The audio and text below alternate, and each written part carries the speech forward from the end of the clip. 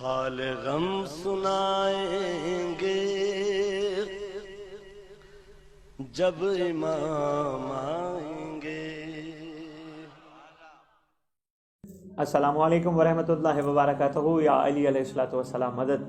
قابل قدر ناظرین، واجب الاحترام سامعین، امید ہے آپ خیریت سے ہوں گے۔ پروردگار آپ سب کو صحت و سلامتی والی زندگی عطا کرے اور خیر خیریت سے آپ سب مل کے اپنے پروردگار کے مقصد تخلیق کو حق ثابت کرنے میں مصروف رہیں اور ثابت کر کے بھی دکھائیں۔ اور ساتھ یہ دعا ہے کہ پروردگار ہم سب کی آنکھوں کو اپنے ولی کے دیدار کا سرمہ عطا فرمائے، ہم سب کو اس قابل بنائے کہ ہم اپنے امام کا دیدار حقیقی حاصل کر سکیں۔ اس دیدار حقیقی کو حاصل کرنے تک، جب تک وہ دیدار حقیقی حاصل نہیں ہو سکتا، کم از کم دیدار قلبی، دیدار بصارت وہ تو ہم حاصل کر سکتے ہیں۔ اور یقیناً ہمارے لیے بہترین لاہ عمل کتابوں میں ملاقات امام میں زمان علیہ الصلوۃ والسلام جیسی کتابوں میں موجود ہے، کیونکہ ہمارے انسان کو ایک ایسی چیز دی گئی ہے کہ ہم اگر کوئی واقعات سنیں، ہمارے اندر آٹومیٹکلی ایک تڑپ پیدا ہوتی ہے۔ یعنی کوئی گزرے ہوئے کسی کے واقعات، کسی کے احوال، اگر بھی دیکھو بھی کسی بندے نے K2 چوٹی کو سر کیا اور کس طرح وہ پہنچا اور اس نے کس انداز میں تیاری کی اور کتنا وہ ہمارے دل میں بھی ایک طرح پیدا ہوتی ہے کہ یار ہم بھی K2 چوٹی کو سر کر سکیں۔ یہ اور بات ہے، پھر وہ حالات، وہ کیفیات یا وہ وسائل ہمارے پاس نہیں ہوتے، ہم وہ نہیں کر سکتے، لیکن ایک تجسس ضرور رہتا ہے۔ بے اسی ضمن میں ہم نے اپنے پلیٹ فارم سے آپ کی خدمت میں یہی تجسس بڑھانے کے لیے، آپ کی اور ہماری اپنی یقین اور ایمان کی منزلیں بڑھانے کے لیے ہم نے ایک پروگرام ترتیب دیا ہے کہ آپ کے ساتھ ہم وہ واقعات جو صاحب الزمان حجت دوران عجل اللہ تعالیٰ فرج شریف صاحب الزمان کے ساتھ ملاقات کے حوالے سے رونما ہو چکے ہیں، صادر ہو چکے ہیں، وہ آپ کی خدمت میں گوش و گزار کی جائے۔ اس سلسلے کی پہلی کڑی جو آپ کی خدمت میں عرض کرنے چاہ رہے ہیں، یہ سید حسن ابتہی بڑے عارف شخصیت ہیں، انہوں نے اپنی کتاب ملاقات امام میں جو دی ہے، تو میں اس ضمن میں ہم انشاءاللہ پہلا واقعہ آج آپ کی خدمت میں رکھ رہا ہوں۔ اسی سیریز کو ہم چلائیں گے انشاءاللہ، اور آپ کی توجہ تڑپ پہ منحصر ہے۔ جتنا آپ اس کو انشاءاللہ شیئر کریں گے، خود سنیں گے، بار بار سنیں گے، اس سے سبق حاصل کریں گے، کیونکہ ہر بات کے کئی پہلو ہوتے ہیں۔ یہ نہیں ہوتا ضروری کہ ہر وقت ایک پہلو ہی ہمارے سامنے نظر آئے۔ تھوڑا سا دل کی آنکھیں جب کھلنا شروع ہو جاتی ہیں تو بہت سارے پہلو نظر آتے ہیں۔ اسی ضمن میں یہ جو مسجد جمکران جہاں تعمیر ہوئی تھی، اس ضمن میں یہ واقعہ 17 رمضان 393 قمری کا ہے۔ یہ انہوں نے واقعہ اپنی کتاب میں لکھا ہے، اور یہ بھی یہاں عرض کرتا جاؤں، یہ جو شخصیت بیان کر رہے ہیں ان کا نام ہے شیخ عفیف صالح حسن بن مسلح جمکرانی۔ یہ روایت کرتے ہیں، میں ایک رات، یہ 17 رمضان کی رات کو سو رہا تھا اپنے بستر پر، تو میرا دروازہ بجایا گیا اور مجھے کہا گیا، آواز دیا گیا کہ آپ کو بقیت اللہ اعظم عجل اللہ فرج شریف آپ کو بلا رہے ہیں۔ تو میں سویا ہوا تھا قمیض کے بغیر، تو میں نے اپنی قمیض اٹھانا چاہی تو مجھے کہا گیا یہ قمیض نہیں، تیری کوئی دوسری قمیض ہے، وہ قمیض تن پہ آ چکی ہے۔ اور پھر جب میں اٹھا اور میں نے چابی تلاش کرنا چاہی، جو کہ رات کو میں تالا لگا کے اپنے کمرے میں سو رہا تھا، پھر آواز آئی، حسن بن مسلح تالا کھولنے کی ضرورت نہیں، چابی ڈھونڈنے کی ضرورت نہیں، تیرا دروازہ کھل چکا ہے۔ تو اسی ضمن میں یہ بھی عرض کرتا جاؤں، یہاں عرفان کا پہلا نقطہ ضرور سوچئے گا، جب یہ کرم کرنے پہ آ جائیں تو زندگی کے بند تالے بھی کھل جاتے ہیں، پھر چابیوں کی ضرورت نہیں ہوتی، ان کے کرم سے ہمارے بند تالے کھل جاتے ہیں۔ اور یہ کرم لینا ہوتا ہے، تھوڑا خیرات لینی ہوتی ہے، تھوڑا اپنے آپ کو ڈاؤن کرنا ہوتا ہے، تھوڑی اپنی میں مارنی ہوتی ہے، تھوڑا مخلوق خدا پہ رحم کرنا ہوتا ہے، تھوڑا مخلوق خدا سے شفقت اور پیار سے پیش آنا ہوتا ہے، تھوڑا مخلوق خدا کو اہمیت دینی ہوتی ہے۔ کسی نے کیا کہا تھا، مجھے پورا شعر تو یاد نہیں، کسی بندہ آدم کی تحقیر نہ کرنا، پھرتا ہے بندوں میں خدا بھیس بدل کر۔ پتہ نہیں کون کون مخلوق کہاں رہتی ہے، ہمارے اس لیے سب قابل احترام ہیں۔ یہ اصل میں جب ہم اپنے ذہن کے مطابق جو ہمیں اچھا لگے اس کو ہم اچھا سمجھنا شروع کر دیتے ہیں، اور جو ہمیں اچھا نہ لگے ہم اس کو اچھا نہیں سمجھتے، یہ ہم معاملہ ذرا ڈسٹرب ہو جاتے ہیں۔ اگر کوئی اچھا نہیں ہے تو پروردگار اپنے ولی کی برکت سے اس کو رزق کیوں دے رہا ہے؟ اگر وہ اچھا نہیں ہے تو پروردگار نے اس کی سانسیں بند کیوں نہیں کی؟ کیونکہ ولی اعظم بقیت اللہ العظم اجل اللہ فرج شریف ہی وہ روح زمین پہ وہ واحد ذات گرامی قدر ہیں جن کی برکت سے کائنات کو سب کچھ ملتا ہے۔ یہ کہتے ہیں کہ مجھے کہا گیا کہ جی آ جائیں، کہتے جی میں گیا، باہر کھڑے ہوئے چند بزرگ تھے، انہوں نے مجھے سلام کیا، میں نے بھی انہیں خوش آمدید اور مرحبا کہا، ان بزرگوں نے مجھے بتایا کہ آپ چلیں فلاں جگہ پہ ہستی تشریف فرما ہے آپ کا انتظار کر رہے ہیں. کہتے میں وہاں گیا, منظر دیکھا کہ وہاں ایک تکیہ لگا کے ایک شہزادے تشریف فرمائے ہیں. ایک روایت میں نے 30 سال پڑھا ہے, ایک روایت میں نے 40 سال پڑھا ہے. 30 سے 40 سال بھی پڑھا ہے, یعنی 30-40 سال کے شہزادے تشریف فرمائے, تکیے کی ٹیک لگا کے بیٹھے. اور ایک نیچے باریش بزرگ تشریف فرمائے ہیں جو کوئی کتاب پڑھنے میں مصروف ہے, ایک روایت, دوسری روایت لکھنے میں مصروف ہیں, اور بادشاہ جو بیٹھے ہیں وہ لکھوانے میں مصروف ہے. تو وہ کہتے ہیں ایک اور منظر دیکھا, یہ منظر بڑا حیران کون ہے, اور ہمارے لیے میرے خیال میں ایک بڑا ایک زبردست اور لطیف نقطہ ہے, سوچئے گا ضرور. میں نہیں چاہتا کہ میں اس پر روشنی ڈالوں, آپ ماشاءاللہ سب صاحب عقل ہیں, سمجھدار ہیں. کہتے ہیں میں نے عجیب منظر یہ دیکھا کہ اس تخت کے گرد 60 سے زیادہ نمازی نماز پڑھنے میں مصروف ہیں. ان کے جسموں پر سبز اور سفید رنگ کے لباس ہیں, وہ پہن کے اس تخت کے گرد مصروف ہیں. اب عجیب مرحلہ ہے کہ وہ نمازی نماز بھی پڑھ رہے ہیں, اور ان کی نماز بھی پڑھی جا رہی ہے, اور ان کو نماز پڑھنے بھی دیا جا رہا ہے, اور تخت کے گرد دائرہ بنا کے, یعنی یہ تخت ایک ادھر ایک ادھر ایک ادھر ایک ادھر, یعنی چاروں طرف تخت کے گرد. یہ معاملہ کیا ہے, یہ ماجرا کیا ہے, اس پہ سوچے گا ضرور. پھر کہتے ہیں میں نے یہ دیکھا کہ انہوں نے مخاطب ہو کے آواز دی مجھے. حسن بن مسلح مخاطب ہو کے کسی شخصیت کے بارے میں فرمایا, جس زمین پہ وہ کاشت کر رہا ہے اس کو میرا جا کے پیغام دے دو کہ وہ ہماری زمین پہ بھی کاشت کر رہا ہے.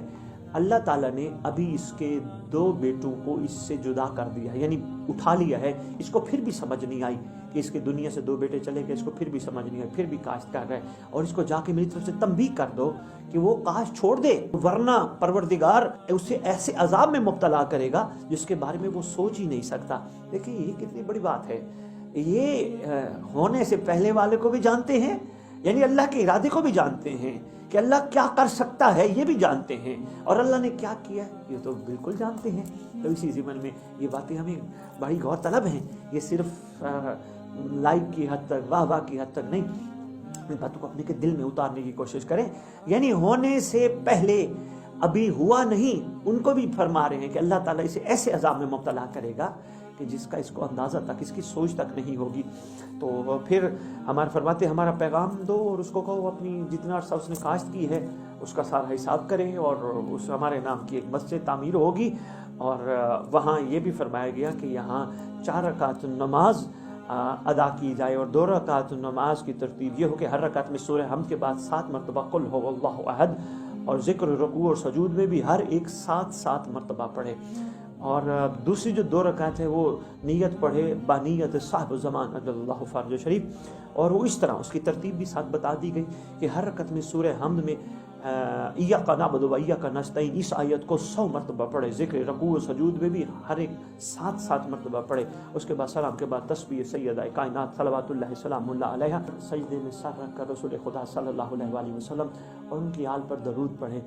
اور پھر فرمایا فمن صلیہما فکأنما صلی فی البیت العتیق, فرمایا جو کوئی بھی اس جگہ 2 رکعت نماز پڑھے اس کا اتنا ثواب ملے گا گویا اس نے خانہ کعبہ میں نماز پڑھی.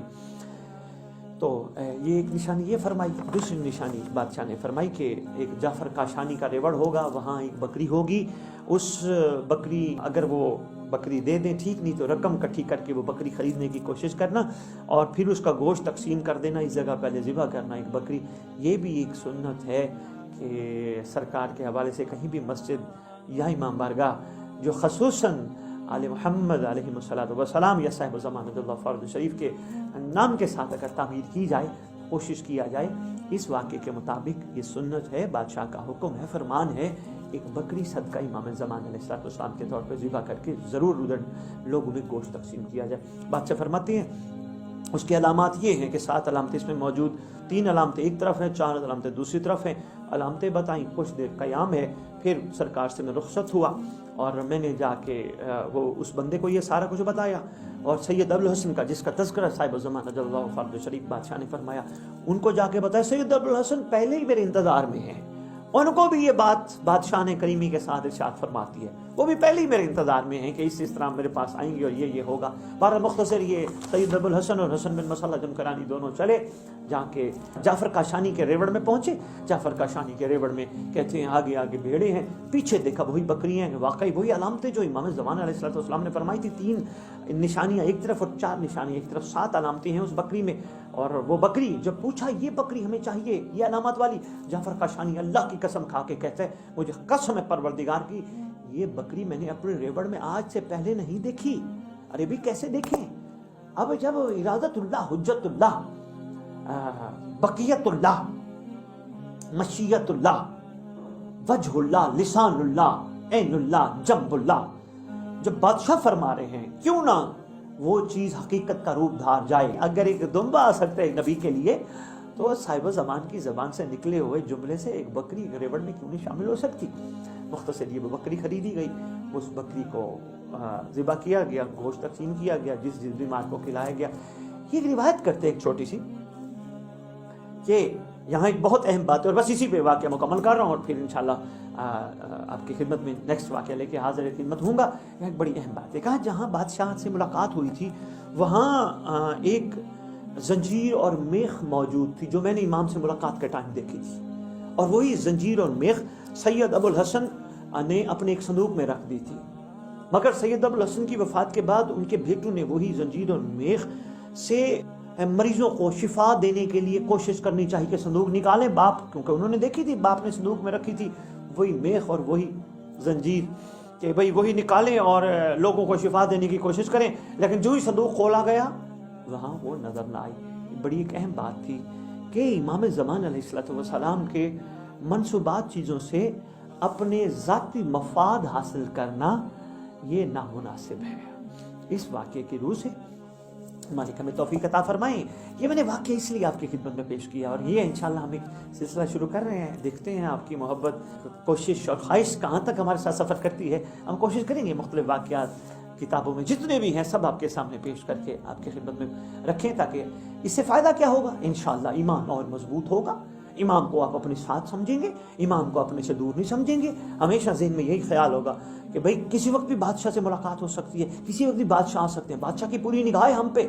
اس کا فائدہ یہ ہوگا جیسے گھر میں بیٹھے ہو اپنے رشتہ داروں میں, اپنے والدین میں, والدین بیٹھے بچوں کے ساتھ, بہن اسی طرح بازار میں بھی ہم اپنے امام کو اپنے ساتھ دیکھیں گے, محسوس کریں گے. بہن نہیں, ہم کہیں دوستوں میں بیٹھے ہوں گے, ہم بےہودہ بات نہیں کریں گے, اپنے امام کو ہم اپنے ساتھ محسوس کریں گے. ہم گھر میں بیٹھے ہیں بجائے فضولیات کے, وہ کیا کھا رہے, وہ کیا پہن رہے, وہ کیا پی رہے, وہ کیا کر رہے, وہ کیا کر رہے, وہ کیا کھا رہے, یہ ہمارا ٹاپک نہیں ہوں گے. بس ایک ہی ہوگا, ہم امام کے لیے کیا کر رہے ہیں. بادشاہ کی ہم پہ نگاہ ہے, کیونکہ جب کہیں قابل قدر سامعین ہم کہیں بیٹھے ہوں اور ہمارے اوپر ایک خفیہ کیمرہ لگا ہو اور ہمیں پتہ ہو یہ کیمرہ ہمیں ریکارڈ کر رہا ہے, اس وقت ہماری کیفیت یہ ہوتی ہے, ہم اپنے آپ کو بنا سنوار رہے ہوتے ہیں, آرام سے بات کر رہے ہوتے ہیں, بڑے دھیمی انداز میں بات کر رہے ہوتے ہیں, اچھی باتیں کر رہے ہوتے ہیں. بس یہی سمجھیے گا یہ ایک بندوں کا بنایا ہوا کیمرہ جو ہماری ہر چیز کو نوٹ کر رہا ہے, ایک اللہ کا بنایا ہوا کیمرہ جسے عین اللہ فی العالمین کہتے ہیں, امام زمان علیہ الصلوۃ والسلام, جن کی ہر وقت ہم پہ نگاہ ہے. پروردگار ہم سب کا حامی و ناصر ہو اور ان حقیقتوں کو